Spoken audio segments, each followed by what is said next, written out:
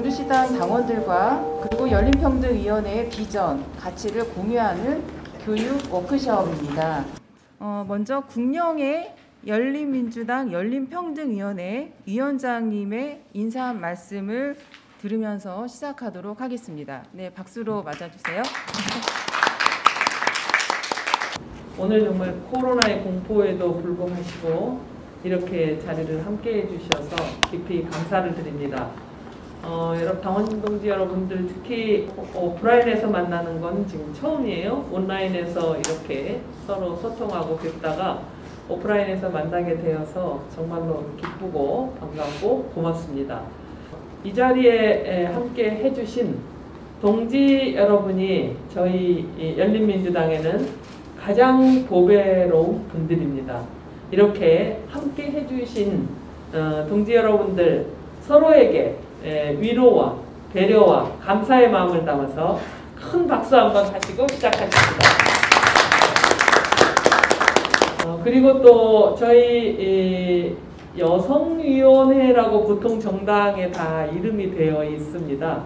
그런데 당원 동지들께 저희가 의견을 물어서 여성위원회가 여성만을 위한 그러한 그룹 아니냐라는 오해를 불식하고 함께 더불어서 가기 위해서 저희가 명칭을 공모했는데 동지들께서 열린평등위원회로 하면 좋겠다라는 다수의 의견을 주셨습니다.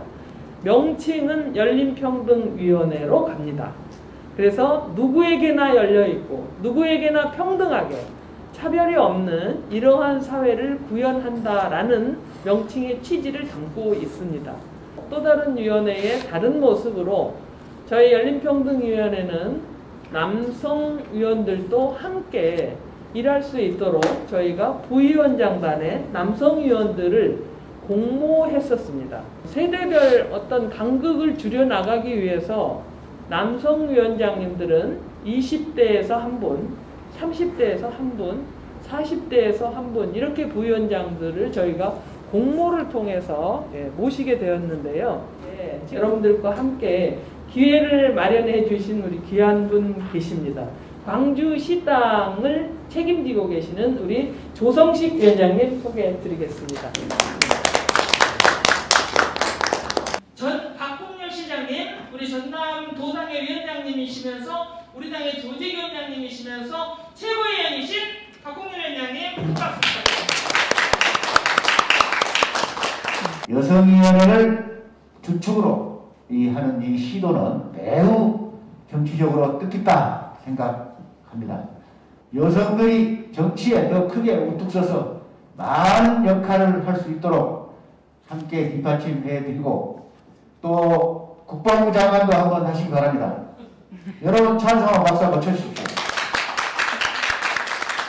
여러 가지 제언과 또 응원과 이런 것들을 보내주고 계시는 우리 임성주 당원님 제가 소개해 드리겠습니다.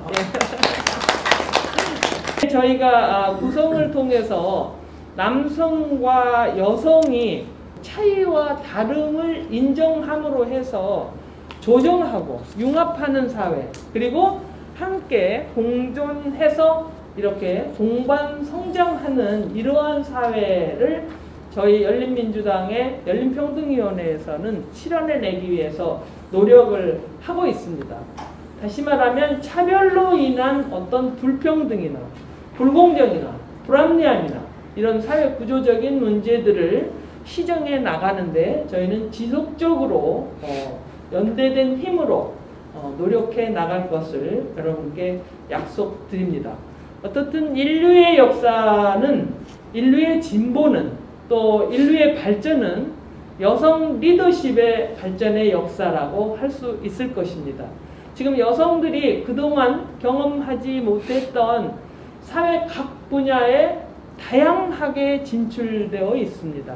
우리는 흔히 편견을 가지고 여성들이 뭘 알아서 이렇게 표현하시지만 사실은 일본이나 미국이나 국방 분야에 전혀 관심이 없는 여성 국방장관이 직무를 성실하게 수행해냈던 역사를 우리는 보아왔습니다. 우리는 성적인 어떤 다름과 차이에 대한 편견을 우리가 깨나가야 되겠다라는 것을 여러분께 말씀드리고, 저희 열린평등위원회에 그래서 큰 비전은 남과 여로 갈라치는 이런 문화, 그 다음에 차별하는 이런 사회 문화의 해소를 통해서 동수민주주의 사회로 지향해 나가는 이러한 비전을 실현하기 위해서 노력할 것이라는 점을 말씀드립니다. 열린민주당의 열린 가치를 위해서 함께 모이신 동지 여러분, 우리 다 함께 준비하고 노력하는 그런 당원 동지들 되시기를 기대에 마지 않습니다. 감사합니다. 예, 광주광역시당 위원장 김호선식입니다. 다시 한번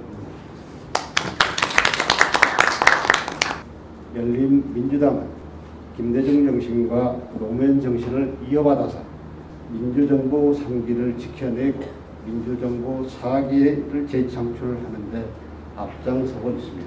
열린민주당은 한국 민주주의의 최후 보루이자 등불 역할을 해온 5.18 항쟁 정신을 이어받는 정당입니다. 지금부터 깜 시간을 갖도록 하겠습니다. 자, 그럼 우리 김은경 전문위원님 모시도록 하겠습니다. 네, 큰 박수로 맞이해주세요. 반갑습니다. 저 소개받은 김은경입니다. 이렇게 남녀 균형을 이룬 그 여성위원회 워크숍은 처음인 것 같습니다. 그 열린정치, 평등정치를 중심으로 해서 가능한 간략하게 말씀을 드리도록 하겠습니다. 한국 여성의 그 참여 현실은 여전히 문제적이고 수적으로 굉장히 제한적인 상태예요. 그런데 이제 정작 뭐 헌법이나 뭐 정당법이나 혹은 국제 문건들을 볼 것 같으면 끊임없이 남녀 동등한 참여가 전제된 상황에서의 민주주의를 정의하고 또 그걸 강조하고 있습니다. 프랑스 같은 경우는 헌법 개정을 통해서 지금 이제 수정하는 발의 중에 있습니다만 모든 공식 문건에 남녀를 표기하게끔 되어 있습니다. 문제적인 것은 과연 지금 현재 정당이 얼마만큼 성인지적이냐 하는 그 부분을 좀 살펴봐야 될 것입니다. 지금 열린민주당 같은 경우는 진짜 이름조차도 상당히 개혁적이지 않나. 그러니까 여성위원회가 사실 위원장님도 말씀하셨지만 여성만을 위한 위원회다 뭐 이런 생각들을 혹 할 수 있는데 여성들이 사회 내에서 공동체 내에서 당하고 있는 불평등, 뭐 차별 뭐 이런 문제들을 정책적인 차원에서 해결할 수 있는 대안을 제시하는 그런 역할을 가지고 있는 게 여성위원회겠죠? 근데 이제 그걸 좀 더 이제 열린평등위원회라는 그런 선택을 하시면서 좀 더 그걸 명확하게 드러내지 않았나 하는 생각이 듭니다. 상당히 고무적이다 뭐 이런 말씀을 드리고 싶고요. 이제 그 안에서 남성 혹은 여성 그들이 어떻게 함께 공존할 수 있는지에 관한, 그래서 지금 현재 정책이 어떻게 만들어져서 실행이 되고 있고 혹은 법사안에 있음에도 불구하고 그게 현실에서 평등하지 않다라고 했을 때 어떤 대안이 필요한지 뭐 이런 것들을 고민하는 조직 아니겠습니까? 그래서 앞으로의 계획이 굉장히 중요하지 않을까 하는 생각이 듭니다. 현재 민주당 그 사례를 보면 각 위원회의 주요 이슈들을 또 제안하게 하고 이제 그것을 만들어서 이제 선거 공약으로 내놓긴 합니다만, 당을 떠나서 이제 여성 유권자 입장에서도 사실 이제 문재인 정부가 출범하고 나서 페미니스트 대통령이 되겠다고 해서 사실 여성 유권자들이 굉장히 많은 지지를 했던 것으로 조사가 됐고, 그 이후에 그 약속들이 또 얼마나 지켜지고 있는지 사실 그건 여성 유권자들이 좀 챙겨야 될 몫이 아닌가 하는 생각이 듭니다. 의회가 얼마나 남녀 모두를 위한 정치를 하는지를 체크하고 혹은 준비하고 그래서 그런 정책들을 내세울 수 있는 후보들을 내세우는 곳이 정당이라면, 사실 정당이 성인지지 못하다라고 했을 때 의회는 결코 성인지적이지 못합니다. 여성위원회가 얼마나 잘 작동하느냐에 따라서 정당이 책임지고 혹은 훌륭한 그런 정책을 펼칠 수 있는 훌륭한 후보들을 의회로 내보낼 수 있겠다. 그래서 그런 의미에서의 중요성은 여성 수가 더 늘어나야 된다. 뭐 이런 겁니다. 그래서 여성들 의회 진입과 유지를 위한 특별히 임시 조치가 있어야 된다. 뭐 예를 들면 뭐 할당제죠. 그러니까 남녀 동등한 참여를 간다라고 했을 때 그 출발점이 할당제다. 뭐 이렇게 얘기하거든요. 그런데 아시다시피 대한민국은 지금 할당제를 모든 정당이 지키지 않고 있어요. 그래서 이제 강제 조항으로 만들려는 노력들을 꾸준히 해왔는데 아직까지 현실이 되지 않고 있고, 지난 21대 국회의원 선거에서 집권 여당인 더불어민주당 같은 경우도 여성 후보 공천을 12.5%밖에 하지 않았습니다. 열린민주당 같은 경우 이제 비례정당인데요. 다음 선거에서 지역구에서 또 얼마나 많은 의원들이 배출이 될지 기대가 됩니다.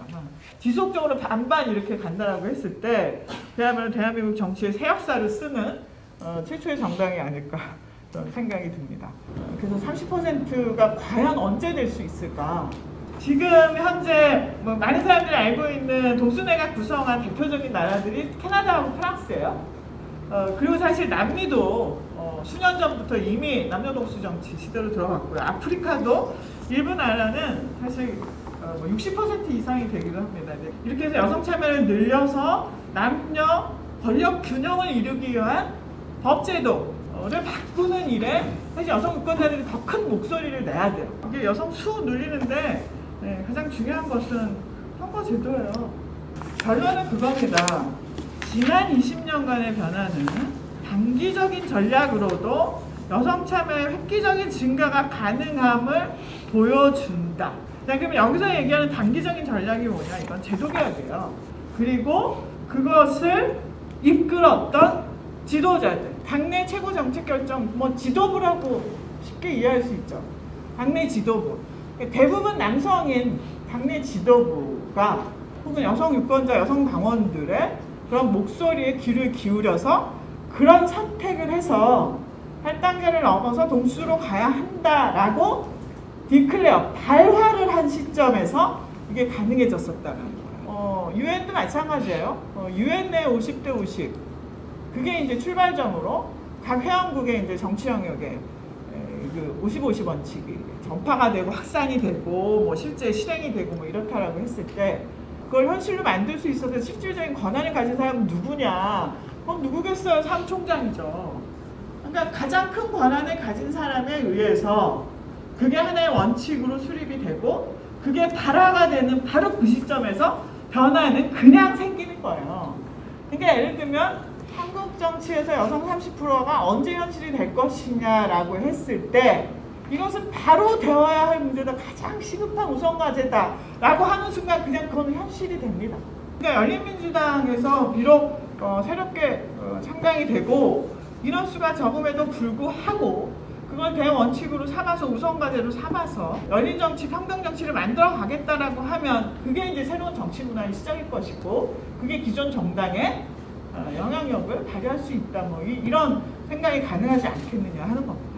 그 동수내각 그 구성이 왜 필요할까? 왜 필요했을까? 그 프랑스 사회당 후보였던 올랑드 후보가 어쨌든 내가 당선이 되면 나는 동수내각을 구성할 것이다 라는 게 이제 약속이었고 공약이었고 당선이 됐어요. 그래서 바로 동수내각 구성을 했죠. 그런데 이제 그걸 돌이켜보면 대한민국 그 정치사에서 최근에 내가 당선이 되면 이렇게 할 것이다 라고 한 유일한 후보가 바로 문재인 후보였어요. 근데 이제 사실 그것조차도 페미니스트 대통령이 되겠다라고 약속한 그 지점에서 그야말로 망설임 없이 투표를 했다는 거죠. 중요한 것이 동수 내각 임기 내에 완성하겠다. 10%로 시작을 해서 장관직에 여성 30% 그리고 임기 내에 50% 완성하겠다. 또 그것이 잘 지켜지도록 끝없이 모니터링하고 요구하고 되지 않을 때 어떻게 할 것인지 그걸 요구해야 하는 사람이 누굴까 생각해 보면 사실은 그렇게 지금 그렇게 밝지는 않아요. 여성 참여가 거의 지금 전 세계 평균 참여율이 24%밖에 되지 않습니다. 여성들이 더 많아지면 얼마나 좋을까? 어떻게 얼마나 달라질까? 이걸 좀 그려볼 필요가 있을 것 같아요. 확실히 다양성이라는 측면에서는 확실히 그럴 당위성이 있다고 생각됩니다. 그런데 구체적으로 어떤 변화들이 일어날 것이다와 관련해서는 그것까지는 거기까지는 미쳐서 바로 그 부분인 것 같아요. 그래서 결국에 그렇게 50-50의 남녀 권력 균형이 이루어진다라고 했을 때 정책이 어떻게 달라지고 혹은 지금 우리가 가지고 있는 그런 문제들이 어떻게 해서 이게 해결이 될 수 있고, 그리고 나서 우리가 맞이할 그 사회의 모습은 이러이러한 세상이 될 거기 때문에 반드시 그렇게 가야 돼, 뭐 이런 거예요. 그럼 간절함을 가지고 있을까 하는 거죠.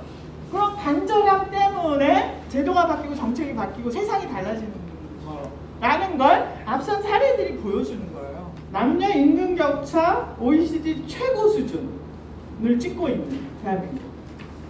그래서 2018년 통계, OECD 통계 34.1%, 남성 임금 100 대비 여성 임금이 65.9겠죠, 그죠?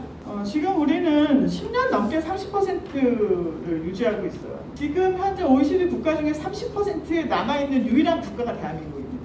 그럼 우리는 왜 이 문제가 이렇게 해결이 되지 않을까, 뭐 이런 거죠. 그리고 상대적으로 이제 비교해서 보면 양성평등 1위 국가가 아이슬란드예요. 이제 그들이 2017년에 남녀 동일 임금 인증제를 도입을 해서 발의가 돼서 의회에서 통과가 되고, 당시 2017년 당시 12%의 임금 격차를 가지고 있었는데, 그 남녀 동일 임금 인증제 도입으로 2020이면 임금 격차 제로가 될 것이다 라는 목표를 세웠어요. 절대로 동일가치 노동 동일임금 원칙에 따라서 남녀 사이의 임금 불평등은 있을 수 없다. 그래서 그건 0이 돼야 돼. 자, 우리가 지금 34%라고 하면 어느 정도까지 줄어야, 지금 현재 비정규직, 대부분 비정규직 초단시간 근로에 있는 대부분의 여성들이 정규직 돼야 됩니다. 그게 어떻게 가능할까요? 어떻게 하면 가능할까요? 그러니까 그렇게 임금을 줄여서 20%대를 10%로 줄이고 또 그걸 0까지 간다라고 했을 때 그건 오로지 정치적인 선택과 의지입니다. 그래서 법을 만들고 규제를 하고 강화하고, 그래서 뭐 인덱스법까지 나와서 다 점수 다 기준 만들어서 기업들로 하여금 점수 내게 해요. 그래서 75점, 100점 만점에 75점 이하면 총 임금 대비 1%의 페널티를 물게 돼 있어요. 예를 들어 프랑스 같은 거. 최근에 다 노력입니다. 유럽위원회에서 권고사항 딱 만들어서요. 동일임금 반드시 실현해야 된다. 그래서 유럽 내 회원국은 이러이러한 조치, 4가지, 5가지 조치 중에 반드시 1가지 이상은 각국 상황에 따라서 선택해서 남녀 임금 격차 줄여야 할 것이다. 이렇게 권고사항을 내는 게 2014년이고요. 유럽의회 의원이 유럽 동일임금의 날 제안하고 해서 부지런히 작업을 해서 거의 한 10년 동안 그렇게 작업을 한 결과가 유럽연합의 임금격차 15%까지 줄였습니다. 그러니까 이건 그야말로 원칙을 세우고 정치적 선택을 하고 그래서 정책으로 만들고 제도를 만들어서 그걸 하게끔 하는 정치적인 결단의 문제지, 보다 많은 여성을 참여시켜서 그게 민주정치라고 한다라고 했을 때 그걸 할 수 있는 가장 첫 단계가 바로 정당이고, 정당의 정치적 의지입니다. 지도부의 의지가 되어야 할 것이고, 그거에 따라서 당원들과의 열린 민주당이니까요. 열린 토론을 통해서 그걸 선택하고, 그래서 우리 당은 이렇게 간다. 우리 당이 원하는 정치는 이거기 때문에 뭐 이렇게 가야 이게 현실이 되지 않을까. 그래서 여성 문제와 한국 사회가 가지고 있는 이런 어떤 상황들을 보면 우선적으로 다뤄야 될 문제가 무엇일까 했을 때, 큰 틀에서 보면 아이들이 태어나지 않는 거, 인구 비율을 잘 조정하고 있는 소위 이제 챔피언 국가들이 좀 있어요. 그 중에 대표적인 사례가 또 이제 프랑스인데, 그들은 어떻게 해서 이제 그 인구 수준을 유지할 수 있었을까, 어떤 정책을 펼쳤을까, 뭐 이런 부분도 우리가 좀 공부를 좀 많이 해야 되지 않을까 하는 생각이 듭니다. 수치가 계속 떨어지고 있거든요. 그래서 0.9, 0.8 이렇게 가서 아마 뭐 유엔에서도 이미 예고가 됐습니다만 가장 먼저 없어질 나라가 대한민국이다, 뭐 이렇게 굉장히 심각한 문제입니다. 그래서 그럼 어떻게 하면 거기서부터 벗어날 수 있는지, 그게 뭐 굉장히 중요할 것 같고요. 유엔에서 이제 굉장히 많은 연구들을 하면서 특히 그 중에 돌봄 노동에 대한 그래서 돌봄 노동을 과연 어떻게 해야 될 거냐, 딱 이미 여기서 이제 결론을 낸 게 돌봄 노동의 4가지 자원은 첫 번째 여성의 무임금 노동, 지금까지 그렇게 해왔죠, 그죠? 여전히 그게 필요하고, 거기에 더해서 남성들의 무임금 노동. 그러니까 남성과 여성이 함께 이 돌봄 노동을 해야 한다라는 건데, 전 세계적으로 지금 돌봄 노동의 90%는 여성들이 담당하고 있습니다. 아이가 태어나면 그가 자립할 때까지 그건 국가가 다 책임지는. 그러니까 프랑스의 인구 정책의 핵심은 결국엔 부모에 대해서 어떤 지원을 하느냐가 아닙니다. 태어나는 아이에 대한 지원이에요. 그러니까 현 정부가 중요하게 여긴 그 정책 중에서 이제 남녀 임금 격차 문제, 그리고 돌봄 노동, 또 저출생 문제, 이런 것들 함께 연결되어 있는 이 문제와 관련해서 논의를 해보실 수도 있고요. 왜 내가 이렇게 직장 생활을 하는데 애들 돌봄에 내가 다 이걸 감당하고 다녀야 되냐. 모든 보편적인 여자들의 문제다. 네, 이런 생각을 하면서 오늘 많이 공감을 하고요. 제가 앞으로 어떤 일을 어디에 관심을 좀 더 가져야 되는지도 생각하게 됐습니다. 양성평등의 실현 목표를 제시하는 것은 타당하다고 발표가 있습니다. 동일 노동, 동일 임금 문제는 양성 간의 격차가 심한, 또 정규직과 비정규직 간의 임금 격차가 심한 이런 동일 노동, 비동일 임금이 있고요. 소수자에게 더 많은 임금을 주는 그런 사례를 좀 분석하고 소개하는 것이 굉장히 중요하다는 생각을 하고 있습니다. 이상입니다. 안녕하세요. 부위원장으로 위촉된 김혁동입니다. 일단 제가 한 가지 말씀드리고 싶은 거는, 그러니까 문제의식이 남녀 간의 임금 문제가 크다라고 하는 건 문제의식의 시작점은 맞는데 결국에는 구체화를 시켜야 된다고 생각을 해요. 그럼 이게 정말 선호에 의한 거냐, 아니면 정말 뭔가 장벽이 있어서 그런 거냐, 이런 부분에 대해서 구체적으로 나눠서 좀 더 제시를 해준다면 좀 더 사람들이 각계각층에 있는 사람들이 더 쉽게 받아들이지 않을까. 좀 더 명료화시켜서 이게 국민들에게 제시할 수 있는 게 좀 중요하다고 생각합니다. 정당 운영을 해서 열린 정치로, 평등 정치로 대한민국 정치를 바꿔 나갈 것인지 선택의 문제라는 거. 이런 그 정당에 가입해본 것도 처음이고요. 거기다 회비를 뭐 5,000원씩 내본 것도 처음이었고 절실한 마음으로 참여를 했는데 지금 되어져 가는 것이 제가 정말 선택을 잘 하긴 했구나. 우리 열린민주당이 정말 애를 쓰고 계시지만 길게 봤을 때는 정말 대안이지 않을까 그런 생각을 해보고요. 저도 처음인데 학습화가 되어야 된다는 말씀에 저도 감동받았는데, 그럼 학습화를 하면 그러면 한 명 한 명이 정치 교육화가 되어야 되고 그 한 명 한 명이 모여서 뭐 다 조직화가 돼야 되고 그러면 제도화가 되고 우리도 큰 목소리가 내고 이렇게 순서가 가야 될 것 같은데, 솔직한 말씀에 정말 학습화를 하고 싶어요. 학습화를 해서 나도 정당 원으로서 제대로 한번 그 당원에서 열심히 하고 싶어요. 공천, 국회의원 공천을 보면서 민주당의 그 잘못된 공천 과정을 지켜보면서 탈당을 해서 이제 지금은 열린민주당 당원으로 지금 소속되어 있습니다. 교수님의 말씀 잘 들었고요. 저는 이제 조금 요즘에 궁금한 게 있는데요. 지금 20대 여성 청년들의 지금 자살률이 굉장히 높다고 들었거든요. 그 이유가 왜인지 좀 듣고 싶습니다. 여성정책연구원에서 나온 자료가 있어요. 그래서 이제 좀 더 정확하게 그 부분을 전달을 하는 게 중요할 것 같아서 이 관련 자료를 제가 좀 소개를 드리려고 지금 찾고 있는데, 여기 보시면 이제 발간 자료 보면 정기간행물, 그래서 학술지 여성연구 젠더 리뷰 자료 다 다운로드 받으실 수 있습니다. 요 사이트, 2개 주요 사이트, 우선 좀 즐겨찾기 해 놓으시고요. 또 한 군데 봐야 될 때가 어디죠?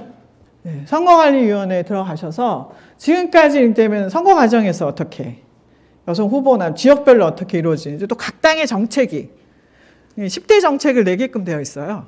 선거 전에. 네, 그러면 뭐 열린민주당도 지난 선거에 10가지 정책 뭘로 했는지, 각 당이 어떤 정책들을 내놨는지 그걸 다 확인하셔야 됩니다. 하다못해 지금 광역단체장에 여성이 한 명도 없는 이 대한민국의 이런 상황이 해결이 되고 남녀 균형, 권력의 남녀 그 균형을 이룬다라고 했을 때 지금보다 훨씬 더 민주적인 사회가 될 것이고 많은 사람들이 가지고 있는 차별 불평등 문제가 해결이 될 것이다 라는 확신이 있느냐 하는 겁니다. 그 확신이 있어야 여성 참여가 현실이 될 것입니다. 그런 비전, 그리고 구체적인 계획, 그리고 실천, 이런 모든 것들이 정당 내 여성 조직, 이게 몫이 아닐까 하는 생각이 듭니다. 마치겠습니다. 고맙습니다. 김명애 위원장님 말씀 듣고 마무리하도록 하겠습니다.